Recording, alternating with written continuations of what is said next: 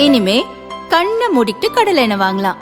ஏன்னா மந்த்ரா கடலை எண்ணெய் இதயத்தின் தயாரிப்பு. வறுக்க பொரிக்க ஏன் எல்லா சமையலுக்கும் மந்த்ரா தான். மந்த்ரா கடலை எண்ணெய், அபார ருசி, ஆரோக்கியமான உடல் நலம்.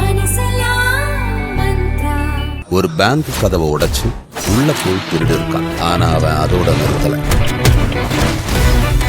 கண்டிப்பா திருடுவான். கர்நாடக மாநிலம் பெங்களூருவில் நந்தினி லேஅவுட் என்ற பகுதி உள்ளது. இங்கு ஏராளமான குடியிருப்பு கட்டிடங்கள் அமைந்துள்ளன. இந்த பகுதியில் LED பேனர்கள் வைக்கும் குடோன் ஒன்று உள்ளது.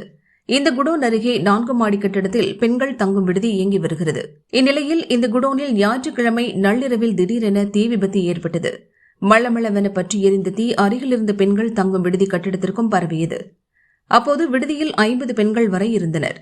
திடுக்கிட்டு கண்விழித்து பார்த்த பெண்கள் விடுதி தீப்பற்றி எரிவதைக் கண்டு அதிர்ச்சி அடைந்தனர்.